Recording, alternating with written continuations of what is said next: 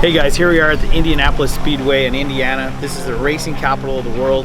This is going to be super cool. We're going to go in and see a bunch of the cars that they raced on the track, all the way from the early 1900s all the way to current now. So let's go check it out.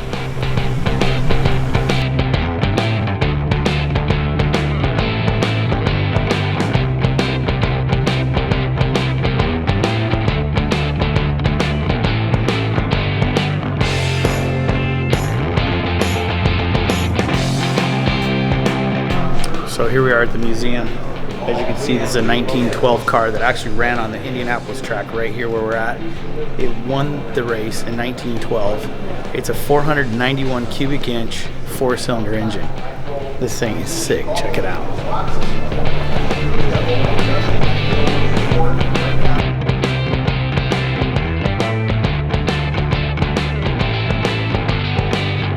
So you can see where these guys all engraved all their little names and stuff, or whatever they were engraving in the steering wheel. I mean, they're all over in it. It's pretty cool. I mean, this car is very old, so who knows the history of the names and the people that drove it. It's pretty badass.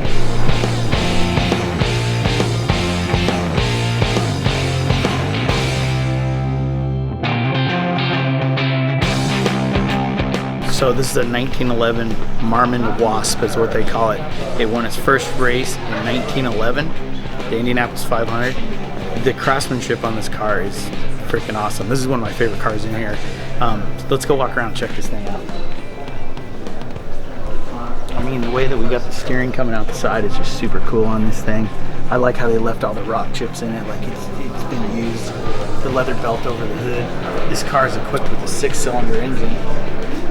I mean, here's all your levers outside on the outside of the car because there's no room in it. But if you look inside the steering on this thing, check out the steering and the gears inside of it. It's super cool.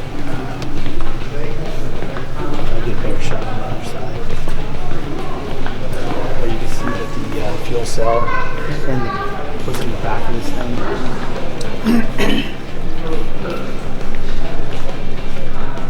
It's shaped like an old airplane. It's just cool. It looks like an airplane with no wings. These are the torsion shocks down here. Basically, as you tighten this up, it would create more shock. If you loosened it up, it would be more flexible. But they got 2 sets of shocks on each corner, it looks like.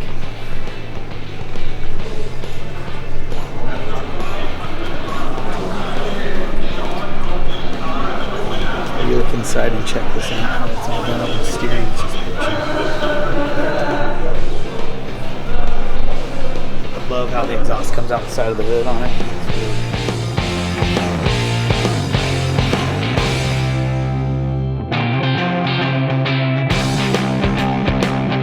Okay, so most of these cars behind me are all from the 50s, like 51, 52, 53. Like these are all the winners all through the 50s. I really like these cars. I love it because they never change the tires. So the tires that are on the cars made the 500-mile race. I mean, most of them. You can see how they wore out, and it's pretty cool. Check them out.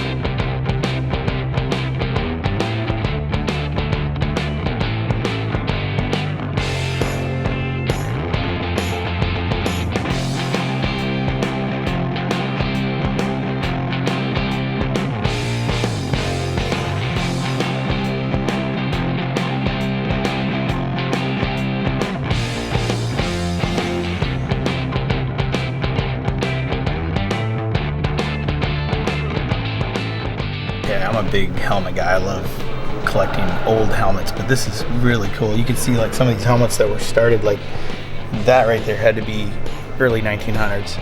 And then you can see how it goes through probably up into the 70s. And then you got some probably from the 80s and then the 90s, obviously. So it's pretty cool to see the actual rock chips and how beat they got. I mean, if you look at this helmet, you can see how many rocks were probably hitting the front of this. These guys were eating rocks bad back in the day. It's pretty cool.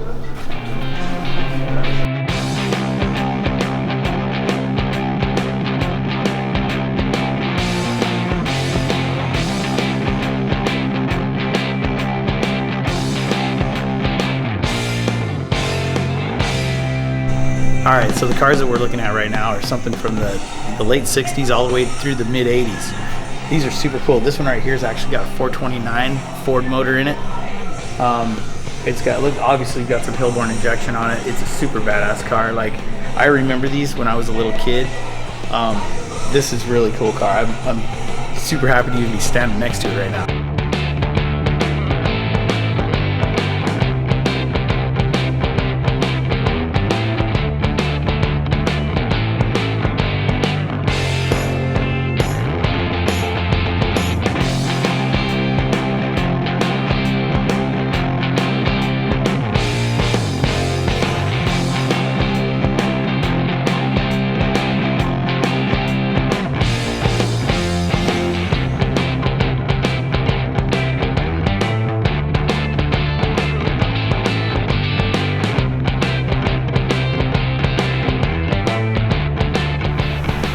Well, cool guys, I hope you guys enjoyed this video. It was really cool to actually come in here and actually see some of the history and some of the stories that went on and what's really created our car world.